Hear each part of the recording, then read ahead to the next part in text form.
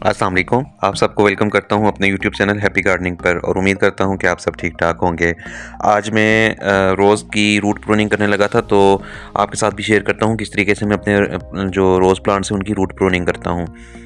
Roses को ख़ास तौर पे जो बड़ी श्रब्स होती हैं या हैवीली ग्रो करने वाले जो टॉल प्लांट्स होते हैं, रोज़ेज़ हो गए या और भी जो प्लांट्स होते हैं, उनकी रूट प्रूनिंग ज़रूरी होती है अगर आपके पॉट्स में ग्रो कर रहे हैं या ग्रो बैग्स में ग्रो कर रहे हैं। सॉइल में तो उनके पास काफ़ी स्पेस होती है, वो अपनी रूट्स को डीप तक ले जाते हैं, जितनी उनको ग्रोथ की ज़रूरत होती है, न्यूट्रिएंट्स की ज़रूरत होती है, वो अपनी रूट्स को फैलाते रहते हैं।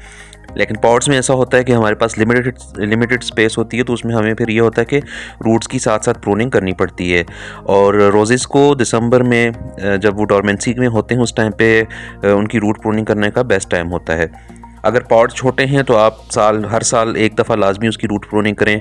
अगर पॉट्स बड़े हैं आपके पास, तो उसमें फिर ये होता है कि आपके पास थोड़ी सी होती है स्पेस कि आप 2 साल तक वेट कर सकते हैं। अब ये देख लें, रूट्स इसकी बॉटम में से भी, जो ड्रेनेज होल है बॉटम में से, उसमें से भी बाहर आ रही हैं।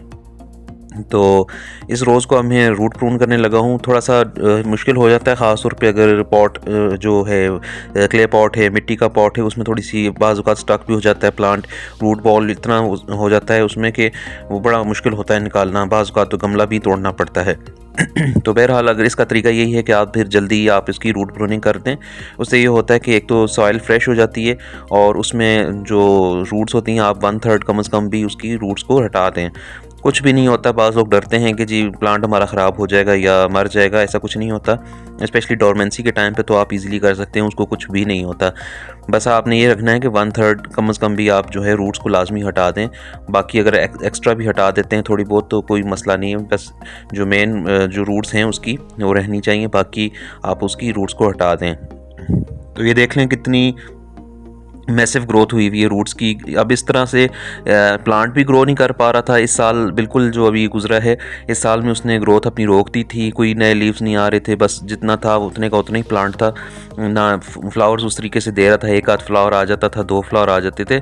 ये देख लें कितने ज़्यादा इसका रूट बॉल कंजस्टेड हुआ हुआ है। इसमें इसको तो ऑक्सीजन भी नहीं मिल रही, कोई इसकी ब्रीदिंग नहीं हो रही, कोई इसको न्यूट्रिएंट्स एब्जॉर्प्शन नहीं हो रही। तो इसलिए प्लांट जो है वो, अगर मैं मज़ीद टाइम वेस्ट करता या ना इसको अभी रूट प्रून करता, तो ये तो प्लांट नेक्स्ट ईयर में मर ही जाना था। तो ना ये प्रॉपरली वाटर एब्जॉर्ब कर रहा है, ना कोई न्यूट्रिएंट्स ले रहा है, तो ये सारा इसके सफोकेशन हो रही है तो रूट्स को। तो प्लांट जो है ग्रेजुअली अपने आप को ख़त्म कर देता, मर जाता। तो ये देख लें, मैं तकरीबन आधे से ज़्यादा मैं रूट्स को इसकी हटा रहा हूँ। सीजर्स की मदद से या किसी भी टूल की मदद से आप इसको हटा दें और फ्रेश सॉइल गमले में डाल के फिर उसमें आप ये प्लांट को दोबारा से लगा सकते हैं। और ये करना ज़रूरी है अगर आप पॉट्स में लगा रहे हैं प्लांट्स को, या ग्रो बैग्स में, या आपके पास लिमिटेड स्पेस है, ग्राउंड नहीं है आपके पास, तो आपको ये करना ही है अगर आप चाहते हैं कि प्लांट्स की अच्छी ग्रोथ हो, उनके ऊपर फूल आएँ, उनकी अच्छी ग्रोथ होती रहे। तो ये देख लें, नीचे वाला पोर्शन बिल्कुल मैंने रूट्स वाला हटा दिया है। तो इस टाइम का देख लें 1/3 से ज़्यादा ही मैंने इसको काट दिया, तकरीबन हाफ पोर्शन जो है मैंने इसका रिमूव कर दिया है।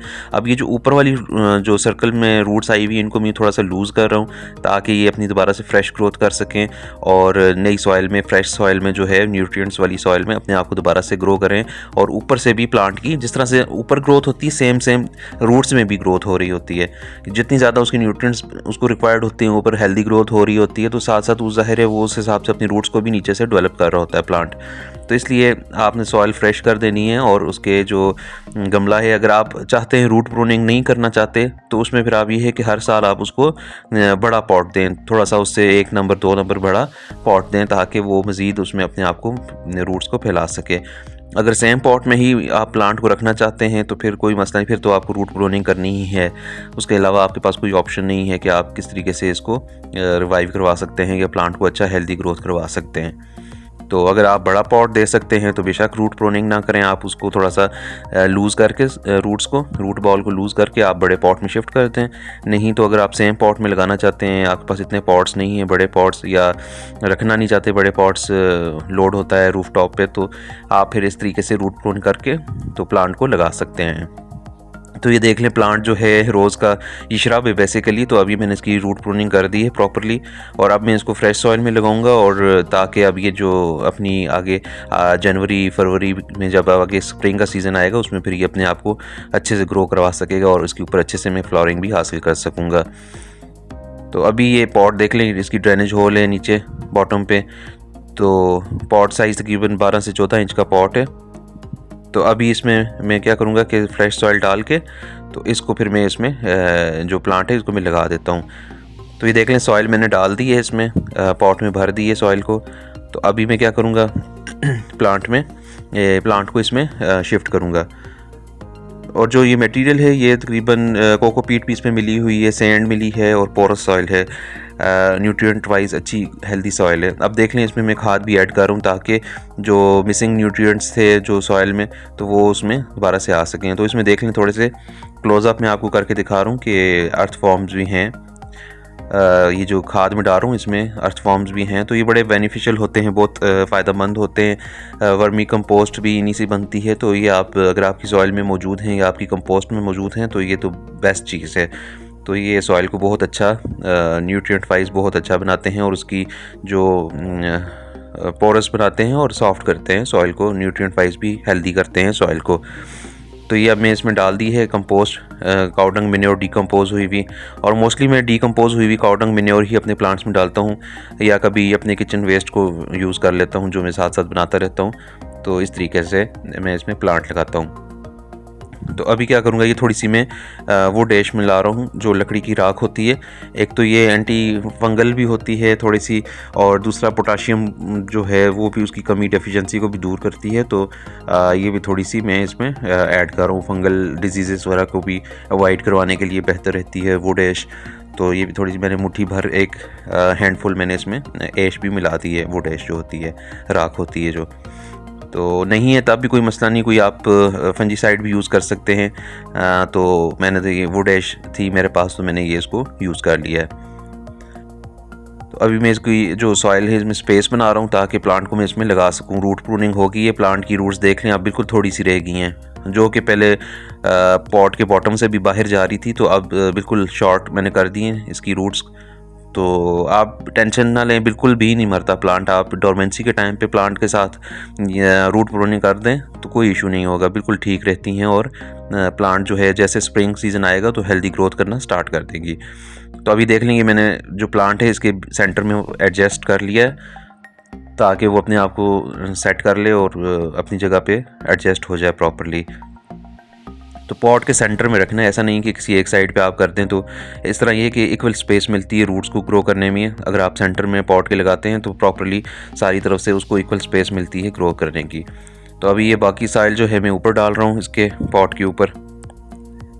सारी जो मिट्टी है न्यूट्रिएंट्स वाली फ्रेश सॉइल जो है अगली मैंने डिस्कार्ड कर दी है, जो रूट्स के साथ थोड़ी बहुत है वो रहने दी है। बाकी मैंने सारी जो सॉइल थी इसके पास पॉट में पहले वो मैंने सारी हटा दी है। तो अभी फिर मैं थोड़ी थोड़ी खाद ऊपर भी डाल रहा हूँ। बेस में भी मैंने डाली है, रूट बॉल से नीचे जो मिट्टी थी उसमें भी डाली है खाद। तो अब ऊपर भी थोड़ी थोड़ी खाद भी डाल रहा हूँ, तो साथ साथ में मिट्टी भी इसके डाल रहा हूँ। तो ये पूरी अब मिट्टी इसके ऊपर मैं डाल दी है। तो अभी ये है कि इसके ऊपर मैं जो है अच्छे से इसको मैंने फिक्स कर दिया, थोड़ा टैप किया ताकि ये जो प्लांट है वो अच्छे से नीचे बैठ जाए। तो अभी टॉप सरफेस पे भी थोड़ी थोड़ी खाद डाल रहा हूँ, मतलब ये समझ लेंगे तो लेवल्स बना रहा हूँ कि एक लेयर जो है मिट्टी की डाल रहा हूँ, एक लेयर में खाद की डाल रहा हूँ, इस तरीके से थोड़ा थोड़ा, ताकि वो इक्वली जो है डिस्ट्रीब्यूशन हो सके खाद की भी और उसकी मिट्टी की भी। तो साथ में थोड़ी सी मैंने इसमें मज़ीद वो राख जो वो डैश थी वो थोड़ी सी मज़ीद इसमें ऐड कर दी है। अब मैं इसमें मिला दूँगा थोड़ा सा पानी, ताकि ये एक तो सॉइल भी सेटल डाउन हो जाए। ये जो ऊपर मैंने डाली है वो अपने जो एयर पॉकेट्स वगैरह हैं या अगर स्पेस रहती है तो वो उससे कवर हो जाए। तो ये मैं हल्के हल्के पानी डाल रहा हूँ ताकि मिट्टी भी सेटल डाउन हो जाएगी और ये खाद वगैरह जो सारी मिक्सअप हो गए अच्छे तरीके से प्लांट जो है हो जाएगा, सेटल डाउन हो जाएगा। इसको मैं रख दूँगा अब थोड़ा सा ब्राइट लोकेशन पे जहाँ पे सुबह की 2-4 घंटे की धूप आती हो।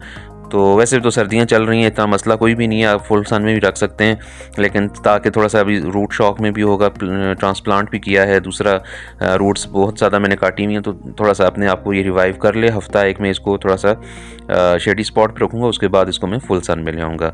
तो उम्मीद करता हूँ आप भी आपको आइडिया हो गया होगा रूट प्रूनिंग का किस तरीके से कर सकते हैं।